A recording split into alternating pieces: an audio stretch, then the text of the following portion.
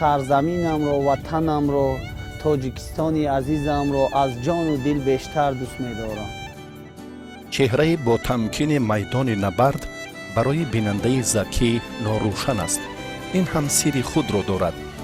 او در دامن کوه‌های دیار دوردست خاولین عمر به سر میبرد.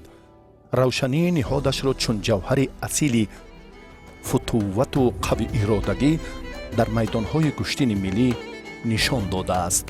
آن وقت در ضمیرش تمناهای کوچک دوران نورسی جلوه‌گر بود. خود نمیدانست که پیرهه مشکل سد راه خیالات آوان کودکیش میگردد و کامیابی‌هایش بعد از پس سرنمودن صحیفه‌های عبرت‌آموز و تلاش و تکاپوی چندین ساله ثمره دلخواه به بار می‌آورد و او را میان اهل دهه‌های اطراف شهرتیار می‌کند. майдаак буд айгулакиш хеле ҳавас дошт гӯштида гӯшти гирифт ғалти дist шикаст барои как падар чӣ кардад дилм нашид аввал гуфтум как нагирия ин хай бо модараш маҷбур кард ки бачаам ҳавас дорад бирава бигира. وقتی که خردسال بودم 5 سال 6 سال بودم من مادرم در می گوشتی میشد ذوق زیاد داشت مرا برد بازل در نهایت مکتب ورزشی دسشه بود همونجا برد تا مربی عبید و صدردین بود اول همینجا همونجا مشق کم تمرینای خود را کم و من سفر در سینی خوردی که وقتی به تالار ورزشی اومد یک بچه چخیل گم یک بچه که وزنش همگی 22 تا 25 کیلو وزن داشت نیکید همین روز اول به هر یک حرکت و مهارت خصلت‌های گودک نگاه کردم و مربیو اینه که در ذهنمون میگیریم که همین بچه آینده در همین ساحت به چخیل پیرها رفته میرسد.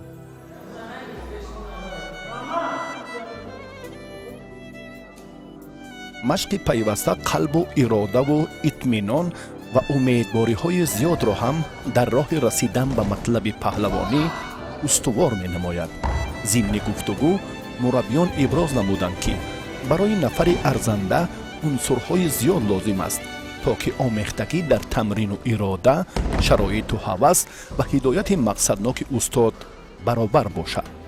سفر چالاکی خود را از آب و تاب خاک کوچه دیار می داند.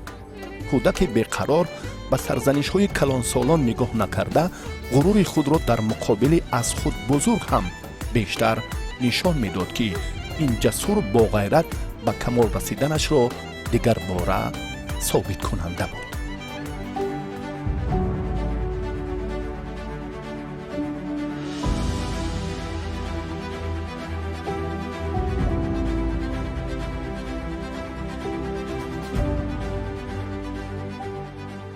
جایی میرفت گوشتین میگه میومد میوردمون میکرد همه طرفه بچه چند سالمون دوده ساعتم دوده نه خولین چند دوده عدیول چند دوده همه اصلا میومد اول فیرون میکرد مرا میدود характер ҳамаш рафте ба чашм буд майдаак кӯрак бозӣ мекард адир мерафт изм меомад баъди изм бо зал мерафт амрӯша ба ҳамин машқ занг занага ҳамин хел бачае буд ки аз ҳамон майдаакиш дар дилаш завқу шавқи ҳамин куштингирӣ дошт ки бо бачаҳои ману бачаҳои ҳамин ҳамсояҳо ҳама вақт дар ҳамин кӯчаҳо дар ҳамин маҳалҳо дар ҳар ҷо куштин мегирифтанд. оҳиста оҳиста ҳамин рағбат ӯро чӣ карда баъд ба ҳамин дил баст. аллакай вақте ки сафар ба толори варзиши омад буд нисбати қаду қомату нисбати یعنی که وزن همون جام الکی حس میکردید همین پسرک خورسرد در آینده پهلوانی بهترینی مثال همین سرزمین شده میتواند با شرطی که تا وقتی آخر همین تمرین و اینکه مشق‌های دائمی پی در پی داشته باشد. تأثیر سلاله در رشد مهارت سفر عبدالعلیموف جای مخصوص خود را دارد. این به شوق و محبت و اوج بلند استعداد و تکمیل هنر ورزشگر تأثیر زیاد می‌رساند. همه پهلوهای رواج سلاله در ضمیر جوان فروتن نمایان بود و سبب پیشرفتن مهارت او نیز در جبهه تعلیم مربیان سرچشمه واقعی دارند. حفظ ناموس جوره‌های دوران بچگی در میدان گشتین همسایه دهه برای سفر خردسال هنگامه را می‌ماند که او باید سر به زمین نهد و ناکامی را تحمل نکند. قصه رخ داده دهه دارابی برای قهرمان برنامه ما بازگو و تقویت این سخنان می باشد.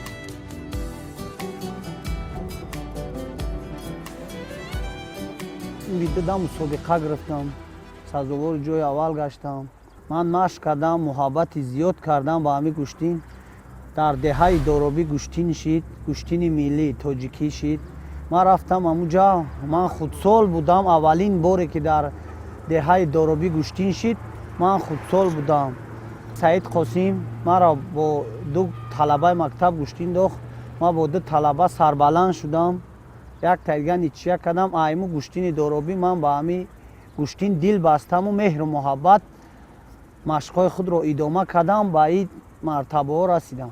وقتی که همون پسرچه خردسال که به همین محله ما که آمد وقتی به گشتین شروع کرد، همه اینه که کلان سالان و آدمایی که بسیار به گشتین ذوق و هوس بسیار دارند، این نواسه بابای کریموف گفته همه یعنی که چی میکردن با سخنهای نیک که آینده نسبت پدرش نسبت بابا کلانش سخنهای نیک میگفتن. البته این پسر خردسال در آینده جانشینی باباش میشه گفته همین خیلی سخنها میکردن در همون میدان. یعنی با چند همسین سال خود خوب آزمایی کرد که در اون سین سال بسیار خردسال ها هستند که نو با تالار میان، بعضا در تالار علاقه رفتگی نیست. اینه که در همین خلق خودمون یک چیز است که علاقه خود مشق کرده ایستاده است یا نکرده است ولی با تالار نرفته. در همین خیلی نوروزی ها و در همین خیلی روزهای جشنی پسرها را گشتین میاندازند. در همون معرکه همین سفر بسیار مهارت خوبی شد. با چند تا همسین سالش غلبه به دست آورد. کلان سالا پای یک میپرسیدن که این کی است، از کجا است. این گفته همین خیلی اینی که دائم حرکت های او را دیده بازگذاری میکردن. من یکم باری که مکافات گرفتم اونجا کلوشم دادن، کلوش دادن. بعد کلوش من یک پلاس دیگه توفه کردم. مادرم ریزا پدرم همی دستم شکست کم کم. بعد که دید که در نوروزیات خودسال بودم، طلبه مکتب گشتینا را شروع میگرفتم و نغز گشتینای نغز میگرفتم. بعد پدرم مخلصی کرد، دوام داد که بچم به همین راه خیلی دل بستی رفتی ادامه کرد، ادامته. بعد من رضا شدم که خیلی کس دکس از زد سکس چوکس از گزد. بعد من رضا شدم تو خیلی امیرت داود دادم می. دمی نه خوالی دا، نه روب دا، نه غلو دا. میجورا میرفت گشتیم بود. پایین نمی چیو میرفت گشتیم بگیرد. خیلی غلبه میکرد. من گفتم خیلی خسان شدم، خیلی خیلی قبول بودم. برام گفتم آوان نورسی رقابت میدانهای گشتین ملی در فصل احیای طبیعت دایر می شدند که سفر عبدالعلیموف این تنتنه ها را در راه رسیدن به آرمانهای دیر انتظارش وسیله اساسی می دانست. برایش مکافات و جایزه مهم نبود. حتی تحفه های نوروزی را نیز به پیران و کلانسالان تقسیم می کرد. در محیط دوستان و نزدیکان و اطرافیان از همه بالاتر آبرو و شرف غلبه بود که آن در نهاد پهلوان امیدبخش میدانهای روستا جای مخصوص خود را داشت.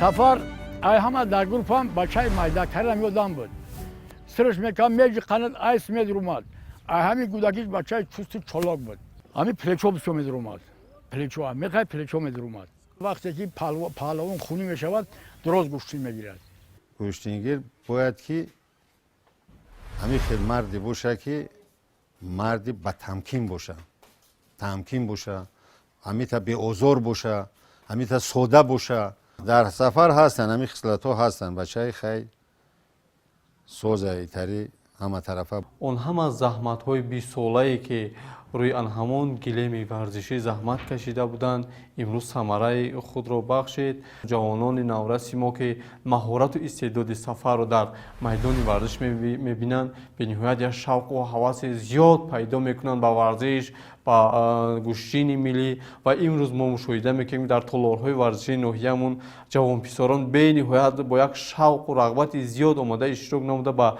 مشق و تمرین خب مشغول هستند این است آن همون خب مهارت و استعداد آن همون سفر میباشد که امروز جوانان ما نیز شوق نسبت ورزش زیاد پیدا کرده استادند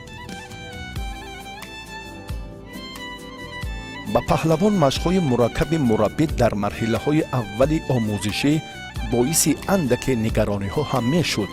سفر چنین می‌پنداشت که برای همسالانش قوه داشته جسمانی او کافی است، اما استاد رقابت‌های منبعه را اندیشه می‌کرد و به او وظیفه‌های مشخص می‌داد که آنها را در وقت معین از خود نماید. آخر برای موفقیت شایسته سالهای بردوام مشغولیت‌های معاصر و مفید و ذوق بلند هنرآموزی لازم می‌آید. در این جبهه اراده قوی سفر عبدالعلیموف بالا گرفت و موصوف برای موقع خود را در میان پهلوانان پیدا کردن از چیزی هراس نداشت.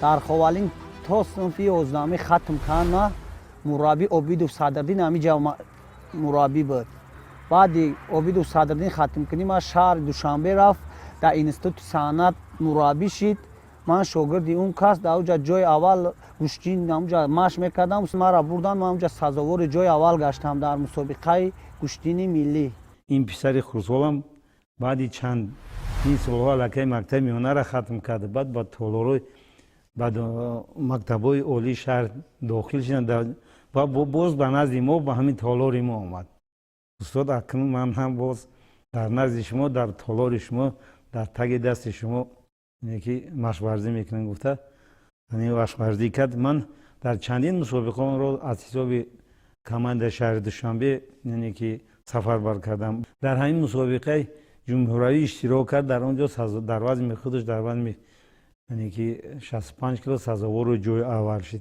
چندین مراتبه در مسابقه سطح‌های گوناگون در مسابقه جمهوری سزاوار جای اول و جایزه دار مسابقه جمهوری شده است. سفر عبدالعلیموف سال 2002 اختیاراً به صف قوه‌های مسلح کشور به قسم حربی 26 واقع در ناحیه قمسنگیر شامل شد و جسارت و فروتنی او باز هم روش نمود که این برای ادامه راه فردای کامیابی‌هایش زمینه دیگر را باز کرده توانست. پهلوان آدم خاکسار میگن آدم جسور میگن آدم مهر و محبت با وطن داره مهر و محبت وطنداری داری یک جا میره مسابقه نامنویس که ما پرچمورداری وطن شوم و سر بلند سزاواری مدال طلا بروم که سرور دولت خرسند شد شوه ای ما ورزشگرا خرسند شوند. سفر خیلی تجربه کارش خیلی بسیاره مشقش تمام اسمو را میدونن همه کنترل میدونن با وضعی هشارای وقتی گوشگیر هشار نباشه چی نمیشه سفر در نرجو وزن نگاه نمیکنه زور اگه وزن خیلی وزن همین گپ شوری داره گپ خبر داره گپ مهنت داره اصول را همین سلسله که بدونی قضیه چند کیلو باشه گوشی میگیری. چندین میدانهای دیگری رقابت نشان داد که сафар дар синни наврасӣ қобилияти хуби бозомӯзии бандҳои гӯштини миллӣ ро доро мебошад. иродаву тамкини паҳлавонона ба муҳаббати хосаи гӯштингирӣ барояш азалӣ буда, аллакай миёни ҳамсолону дӯстонаш бо хислату атвори накӯ фарқ мекард. сабур бо андеша буд, пайваста дар пайи омӯзиш аст. бештар бо варзишгарони касбӣ нерӯ месанҷид. ҳарос барояш бегона буд ва яке аз сабабҳои асосии рушдёбии маҳораташ ҳам аз ҳамин иборат мебошад. сафарам дар даврони гӯштингирияш бисёрам як бачаи ҳушёр буд.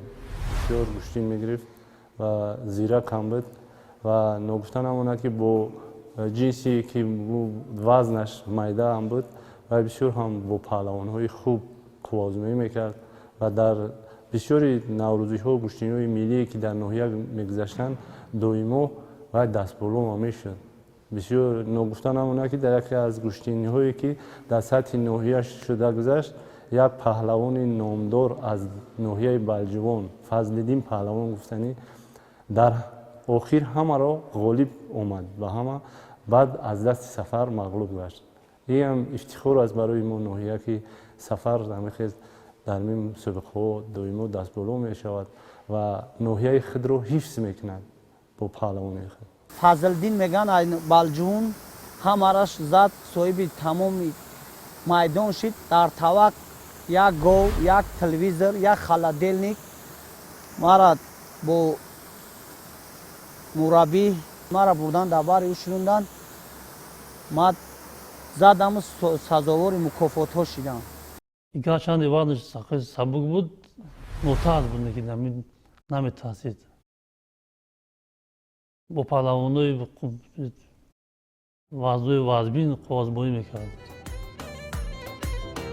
матонат дар ҳама лаҳзаҳо сарчашмаи эътимоди ғалабаҳо шуда метавонад, ба шарте ки варзишгар раванди кори доимии худро мақсаднок дарк намояду аз пайи ҷустуҷӯи омӯзиши ҳамешаи соҳаи дӯстдоштаи худ бошад. сафар дар ин ҷода ҳам беҳбудии кори худро хуб медонад ва тасмими ӯ низ барои тақвияти фардои гӯштини миллӣ мебошад. аммо дар ин раванд мавсуф ҷаҳду ҷадал менамояд ки анъанаи неки гӯштини суннатии мардуми тоҷикро ба мерос гузорад.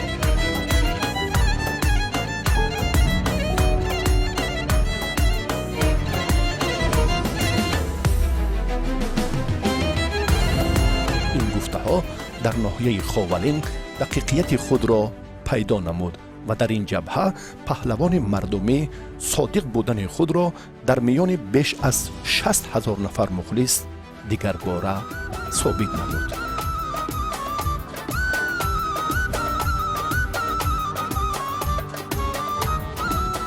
дар ноҳияи мо мусобиқаи варзишӣ гӯштини миллӣ бо иштироки на танҳо варзишгарони дохил, балки аз хориҷи кишвар дар он иштирок доштанд, бениҳоят як маҳорати хуб нишон дод. хоб зиёда аз 6 нафар ҷавонпаҳлавони дохил ва хориҷро мағлуб намуд ва соҳиби ҷоизаҳои беҳтарин гардид. бениҳоят маҳорати хуб нишон дод ва ифтихори мо сокинони ноҳия мебошад. ин гӯштине ки охирон гирифт сафар паҳлвон бисёр гӯштини хуб нишон дод. гарчанде сини солшан рафта буд, маҳорати хуб нишон дод нисбати паҳлвонои дигар. гӯштин дар ноҳияи темирмалик, дар шаҳри душанбе гӯштини хуб гирифт, дар шаҳри хиронтепан гӯштинои хуб мегирифт, дар ноҳияи ҳозирак ҷайҳун гӯштини хуб гирифт, соҳиби шоҳҷоиза шид. бештар дар маъракаҳои наврӯзӣ иштирок мекунад, маҳорати хуб нишон медиҳад.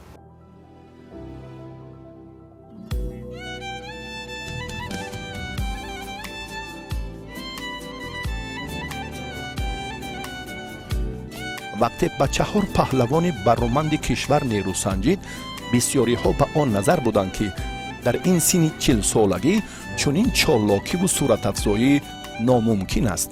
аммо сафар абдуалимов боз ҳам исбот намуд ки машқу иродаву малака пайванди ногузастанӣ доранд.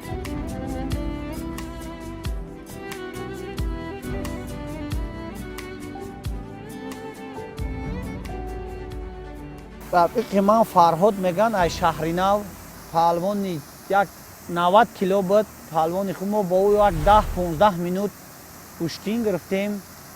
یکی من با اصول بدرو میگن اون رو بدرو کده زدم سزاواری مکافات شدم. پروزنامه‌ای که بچه اکاو دوداری ای هیستوریا بودن هر نام نمیدونم اکاو دودار هر چه زدم با ای دوشنبه ای دو تا دیگه زدم سزاواری جوی همون خوب باشه. در این سن سال که اوزی 30 سالش هم به یک جوی رسیده است که اکثریت پهلوانان در این سن سال دیگر گوشتی نمیگیرن. سفر بسیار هم نشون دادی خوب به دست آورد. گوشتینگی را حساب مخلص میشناسند. وقتی که مخلصیت کنه با گوشتین خوب میشوه. ما میزبانیم، ما وطنداریم، باید ما در وطن خودمون گوشتین خود را با سر بلند ادامه بدیم و ای میدان با سر بلند ببراییم. بعدی همه این کامگاری آوازه سفر 39 ساله بین مردم دهه پهن شد. در خصوص این مهارتش همگان حرف می زدند. هنر فوق‌العاده‌اش را هر گونه صفات می نمودند.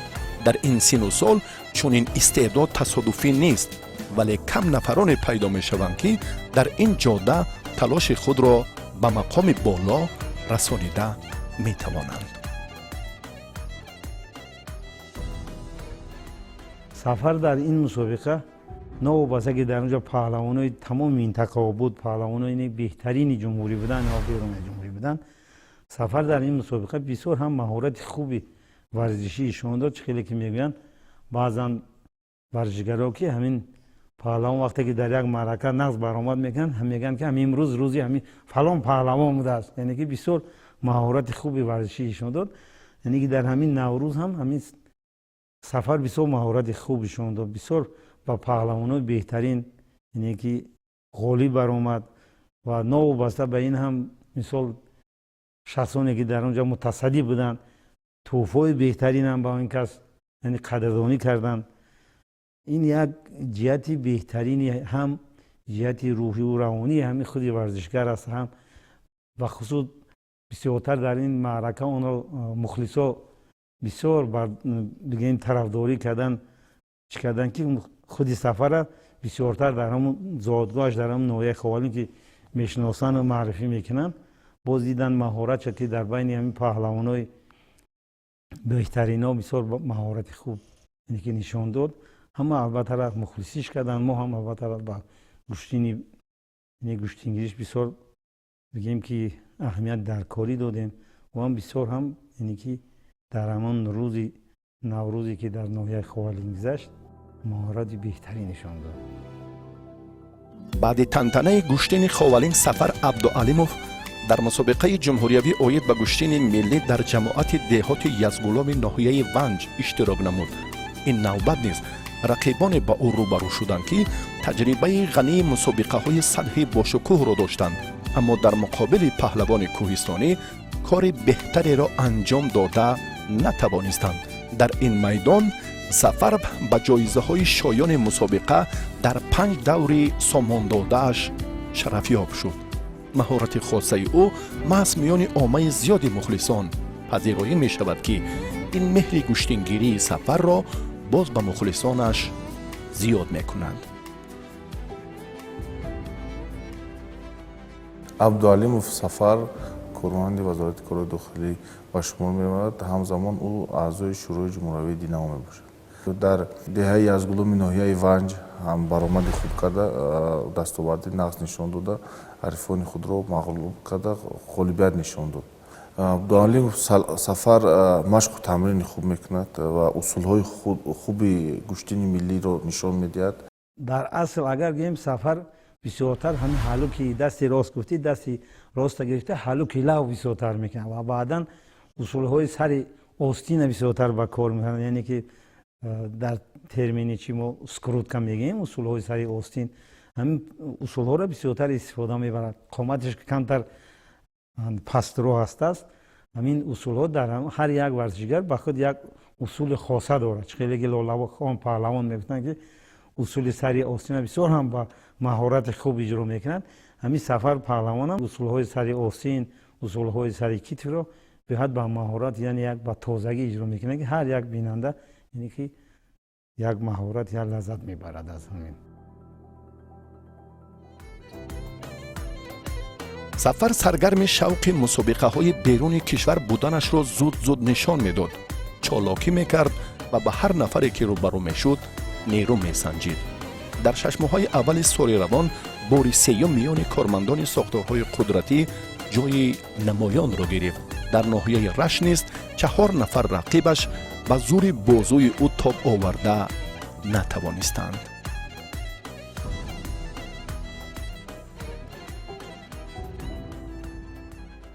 абдуалимов сафар дар мусобиқаҳои майдонӣ дар мусобиқаи гӯштини миллӣ хеле баромади хуб дорад.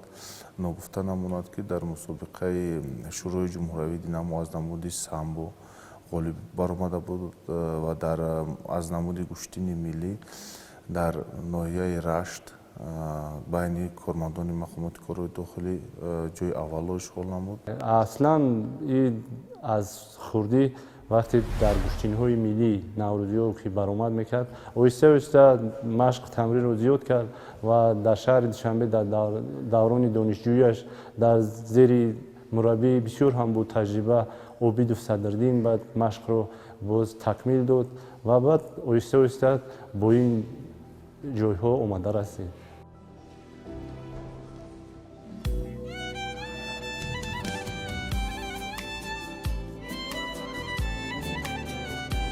машқҳояш пайваста идома меёбанд. дар ин сину сол кам одамоне ҳастанд ки тамрини худро миёни варзишгарони ҷавон идома дода метавонанд. барои сафар абдуалимов рафиқи дилхоҳи ҳамсину сол нест.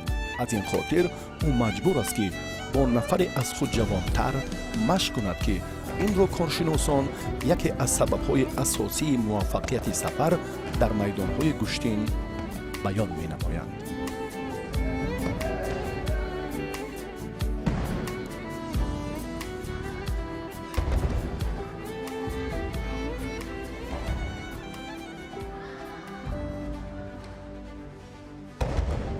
ман бо сафар дар вақти сихоатка гирифтанам хеле мушкилиҳои зиёд мекашам ки вайро як партофт кунам. ҳам он усулое ки ман иҷро мекунам сафар бо ҳамон усулҳои кардаи ман бо муқобилаш амал мекунад.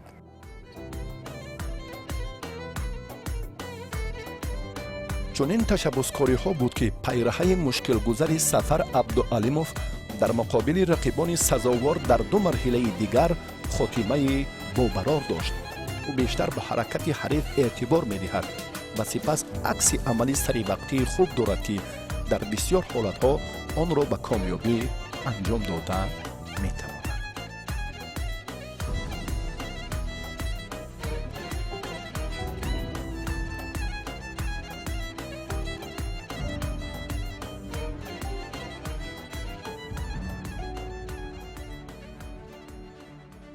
агар паҳлавон зирак ҳушёр набошад вай гӯштин гирифта наметавонад. сафар бисёр ҳушёр буд. аз ҳамаи усулҳое ки худаш истифода мебурд бо усулҳои контур мегӯянд сафарро контур бисёр истифода мебурд. вақте ки паҳлавон ягон усули нав мекард вай ҳатман муқобили вай як усуле нишон медод ки вай ғолиб меомад ба вай. дар ҳимояи марзу буми ватан содиқ аст. кори бошарафона дорад. баҳри амну суботи ҷомеа кӯшиши зиёд ба харҷ медиҳад. дар миёни коллектив низ бо самимият ва ахлоқи неку ҳамидаи инсонӣ ҷояш алоҳида мебошад.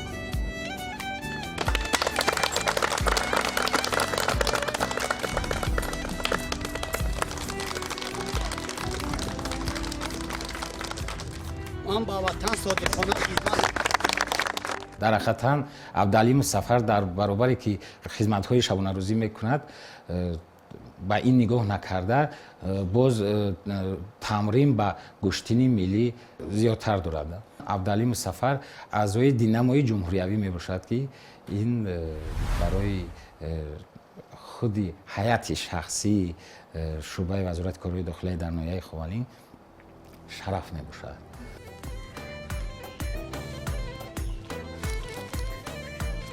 сафар чобуксавориву човандозиро низ дӯст медорад. пеш аз мавсими гӯштин маъракаҳоро гарм намуда, миёни ин афрод маҳорати бузкашиаш низ беҳамтост.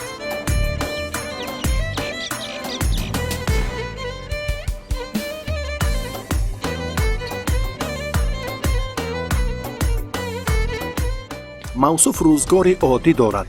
ҳар як ваҷаби заминро самаранок истифода намуда, таъмини ғизои рӯзгорашро аз ҳамин ҷо ба даст меорад.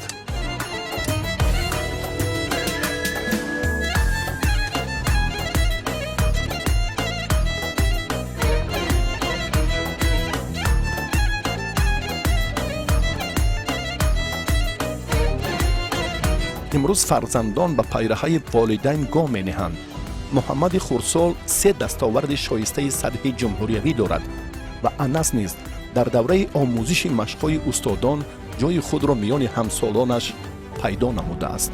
2 тан хурсоли дигар аз бозиҳои овони кӯдакӣ имсол ба ҳалқаи гирӯдори мушкилиҳои машқ нияти пайваст шуданро доранд.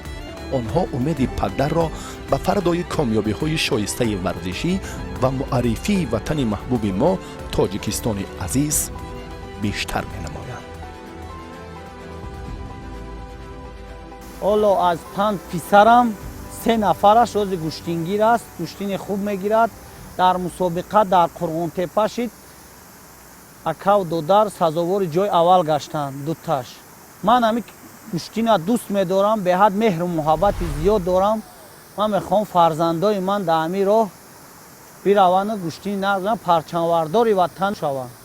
дар тӯли ин 4 сол фарзандони ӯ дар бисёр мусобиқаҳои ноҳиявӣ доимо ҷои якуми дуюмро сазовор мешаванд ва фарзанди дуюмаш ки Муҳаммад ном дорад, бори нахуст дар чемпионати гӯштини миллӣ даври вилоятӣ дар ноҳияи Темирмалик ҷои дуюмро сазовор гашт. дар ҷоми Имрон ҳам рафта иштирок кардем. дар он ҷо ҳам бо 3 ҳарфи худ дастболо гашт ва бо як хатои худ ки гӯштини зудо буд, каме сарфаҳм нарафт, кӯдак аст, як хатои қатиб вай мағлуб гашт аз як паҳлавони бохтарӣ. албатта ки Сафар худаш паҳлавон аст ва гӯштингир буд. фарзандонро дар ҳамин рӯҳияи паҳлавонӣ тарбия карда истодааст ва бисёр ҳам шароитҳои хуб барои фарзандош мусоид кардааст, шароитҳои хуб фароҳам овардааст ва мо ҳам дар якҷоягӣ бо мураббиҳо тасмим гирифтаем, ки ҳамаи фарзандоне ки шогирдоне ки дар ҳамин толор машқ тамрин доимо машғул ҳастанд, мо тасмим гирифтем, ки онҳоро бисёр ҳам як ҷиддӣ нигоҳубин кунем ва дар ҳамин солҳои наздик ман ба боварӣ гуфта метавонам, ки ҳамин наврасоне ки дар толори варзишии мо ба машқ тамрин машғул ҳастанд, дар сатҳи ҷумҳурӣ номи ноҳияи моро боло мебардоранд. дар миёни наврасон гӯё маҳорату ҳаракатҳои овони кӯдакӣ қаҳрамони намоишро медида бошем. ҳам қиёфа ва ҳам ҳаракату талошҳои беисташ ба Сафар бисёр монандӣ доранд. ин наслҳои сеюманд, ки аз бобокалон то ба имрӯз сари майдонҳои фурӯтаниву гӯштингирӣ давои эҳёи анъанаҳои суннатии аҷдодӣ менамоянд. Сафар низ аз инҳо умеди ба воя расидани паҳлавонони асили рақобатҳои бузурги сатҳи байналмилалиро дорад ва ба он бовар аст, ки роҳи нопаймудаашро 5 фарзанди дустрӯякаш бо муваффақият идома медиҳанд. ҳозир хуб машқ дорам. ман мехоҳам дар оянда гӯштингир хуб шавам. боз мехоҳам, ки дар мусобиқаҳо сазовор ҷои аввал гардам. ман хеле машқу тамрин карда истодам, ки боз дар гӯштингираму در گوشتینگ‌ها سزار جای اول گردم، پرچم تاجیکستان رو بلند بردارم.